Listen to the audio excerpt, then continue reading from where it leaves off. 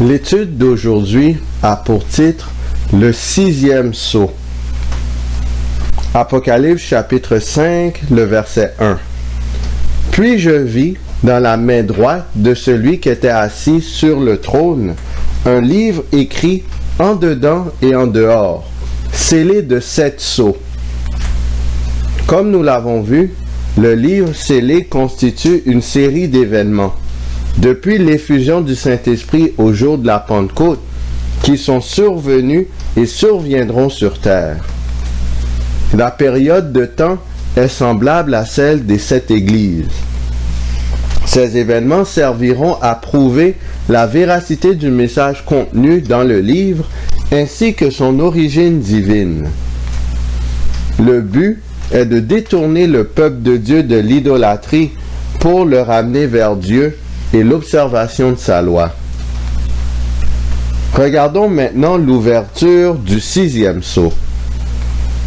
Apocalypse chapitre 6, le verset 12. « Je regardai quand il ouvrit le sixième sceau, et il y eut un grand tremblement de terre. Le soleil devint noir comme un sac de crin, la lune entière devint comme du sang. » La noirceur du soleil est comparée à un sac de crin. La lune entière est comparée à du sang, sans doute par sa couleur.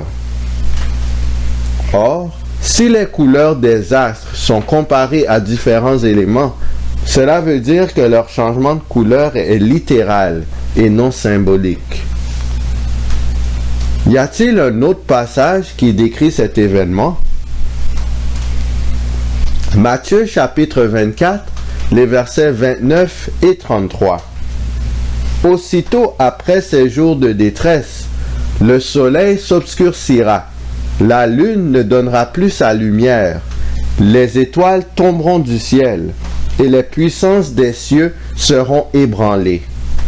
De même, quand vous verrez toutes ces choses, sachez que le Fils de l'homme est proche, à la porte.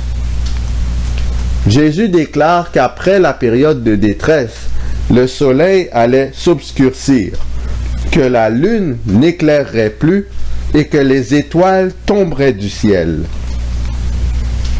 Tous ces éléments sont décrits lors de l'ouverture du sixième sceau, qui suit la période de persécution papale. Il dit que les humains allaient voir toutes ces choses, ce qui signifie que ces choses sont bel et bien des événements littéraux. Apocalypse 6, verset 12. « Je regardai, quand il ouvrit le sixième sceau, et il y eut un grand tremblement de terre. Le soleil devint noir comme un sac de crin, la lune entière devint comme du sang. » Vu que ces événements sont littéraux, ils ont donc tous eu lieu à un moment dans l'histoire de notre planète. Ils ont aussi eu une influence au niveau mondial et ont porté les chrétiens à étudier la prophétie relative au retour de Jésus. Analysons-les un à un. Tremblement de terre. Lisbonne, le 1er novembre 1755, une des secousses les plus étendues et sévères jamais connues. Ce tremblement fut senti non seulement en Afrique du Nord, mais aussi aux Antilles. Donc c'est d'un océan à l'autre. Voici une citation de www.pourlascience.fr. Au siècle des Lumières, un séisme réduisit la capitale portugaise en poussière et fit 60 000 victimes. Le 1er novembre 1755 à 9h40, heure locale, une terrible secousse tellurique ébranla la région de Lisbonne. Son intensité est aujourd'hui estimée entre 8,5 et 9. Elle fut suivie de près d'un deuxième séisme d'une durée de 2 minutes, puis d'un troisième. Un gigantesque nuage de poussière obscurcit le ciel avant que la ville ne s'embrasât. L'incendie fit rage pendant 5 jours. On ressentit la forte secousse en Europe, en Afrique, ainsi qu'aux Açores et au Cap-Vert. En Écosse et en Suisse, les niveaux des lacs oscillèrent. Aux Pays-Bas et en Suède, les navires rompirent leurs amarres. Cette catastrophe se produisit le jour de la Toussaint dans un Portugal très catholique. Elle eut un retentissement énorme sur la vie spirituelle et culturelle en Europe. L'ensemble de la population de l'Église catholique culpabilisait et interprétait la catastrophe comme une punition divine infligée aux humains qui vivent dans le péché. L'obscurcissement du soleil, un accomplissement littéral spectaculaire de la scène décrite ici, eut lieu à New York et en Nouvelle-Angleterre, le 19 mai 1780. Une étude attentive des manchettes de l'époque révèle qu'une noirceur inhabituelle apparut dans ces régions à environ 10 heures du matin. Chaque localité avait signalé que l'obscurité avait duré plusieurs heures. Voici une citation provenant du site bibleparle.net. Un témoin oculaire qui se trouvait au Massachusetts le décrit comme suit. Radieux à son lever, le soleil ne tarda pas à perdre son éclat. D'épais nuages s'accumulèrent, bientôt sillonnés par des éclairs. Le tonnerre gronda et la pluie tomba. Vers les 9 heures, les nuages, moins opaques, prirent une teinte cuivrée ou bronzée qui se refléta sur la terre, sur les rochers, les arbres, les maisons, l'eau et les personnes. Quelques minutes plus tard, le ciel entier s'étant couvert d'un épais nuage noir qui ne laissa qu'une légère frange à l'horizon, l'obscurité devint aussi grande qu'elle est en général à 9 heures du soir par une nuit d'été. Le docteur Nathanael Whitaker, pasteur de l'église du Tabernacle à Salem, y présida des services religieux. Au cours d'un sermon, il soutint que ces ténèbres étaient surnaturelles. Des congrégations se réunirent en maints endroits. Partout, les prédicateurs choisirent des textes bibliques paraissant indiquer un accomplissement prophétique. La lune entière devint rouge comme du sang. Le 19 mai 1780, vers minuit, les ténèbres inexplicables commencèrent à disparaître. Alors là, la lune apparut et elle était rouge comme du sang. Voici une citation de bibleparle.net. Après minuit, l'obscurité se dissipa et la lune, au moment où elle parut, avait la couleur du sang. Apocalypse chapitre 6, verset 13.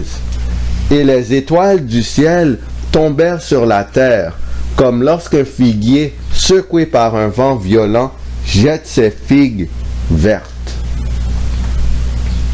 L'accomplissement de cette prophétie eut lieu quelques années après l'obscurcissement du soleil et la lune paraissant à la couleur du sang.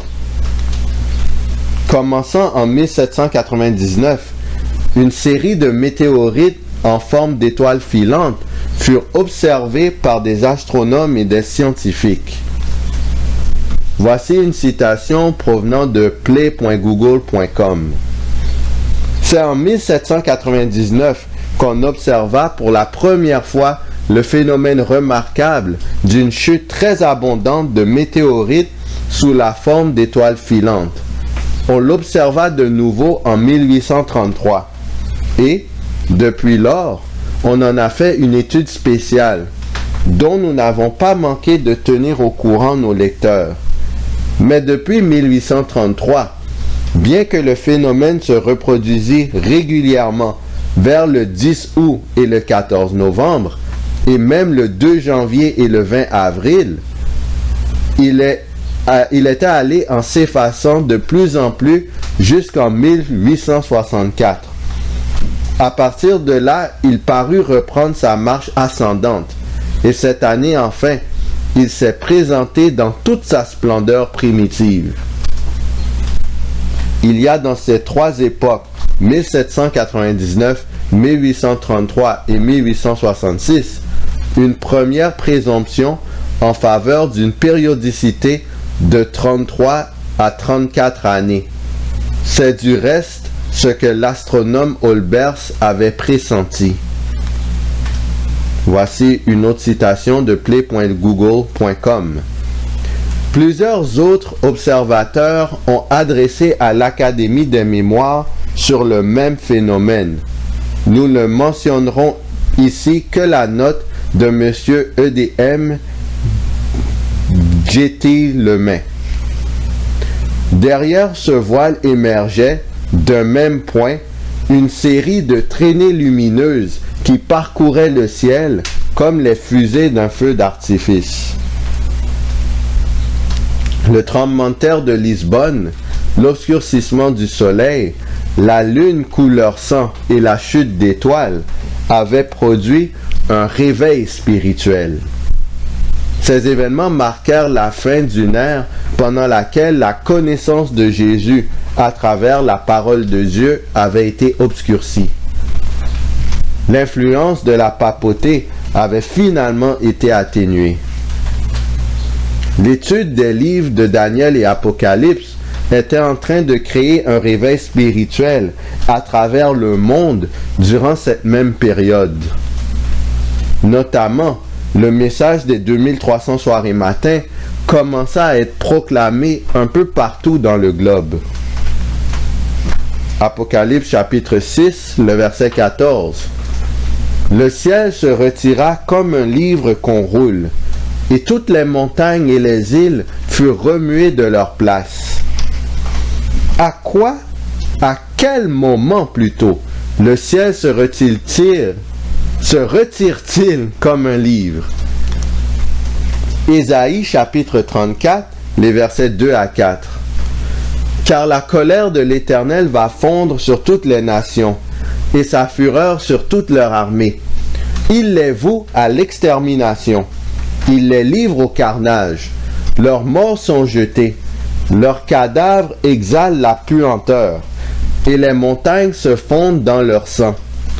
Toute l'armée des cieux se dissout, les cieux sont roulés comme un livre, et toute leur armée tombe, comme tombe la feuille de la vigne, comme tombe celle du figuier. Cet événement est connecté avec l'apparence actuelle de Jésus dans les cieux. Lors de sa venue, Jésus anéantira tous les impies. Cette portion de l'Écriture n'est pas accomplie. Apocalypse chapitre 6, les versets 15 et 16. Les rois de la terre, les grands, les chefs militaires, les riches, les puissants, tous les esclaves et les hommes libres, se cachèrent dans les cavernes et dans les rochers des montagnes. Et ils disaient aux montagnes et aux rochers, « Tombez sur nous et cachez-nous devant la face de celui qui est assis sur le trône et devant la colère de l'agneau. » Matthieu 24, le verset 30. « Alors le signe du Fils de l'homme paraîtra dans le ciel. Toutes les tribus de la terre se lamenteront, et elles verront le Fils de l'homme venant sur les nuées du ciel, avec puissance et une grande gloire. » Tous les humains rebelles auront peur du retour de Jésus, peu importe leur rang social ou politique. En effet, pour ce groupe de personnes, la venue du Messie est un événement épeurant. Pour eux, loin d'être une délivrance, c'est un moment de châtiment terrible. Sur ce, qui allons-nous choisir? Est-ce qu'on choisit le camp de l'agneau? Est-ce qu'on peut attendre avec hâte et anticipation le retour du Messie? Ou Au contraire, choisissons-nous le camp de Satan et on doit redouter le retour du Messie parce que c'est un jour de ténèbres et non de lumière, parce qu'il vient pour exterminer les impies. Choisissons le camp de l'agneau parce que cet agneau doux et humble de cœur a offert son sang pour nous racheter et nous préserver de la colère à venir. Nous pouvons mettre notre confiance en lui et nous engager à le servir et à nous mettre jusqu'à son retour à son service. Et lorsqu'il apparaîtra, nous pourrons l'accueillir avec vigueur et avec joie parce qu'il viendra pour délivrer ses enfants. Que le Seigneur nous garde.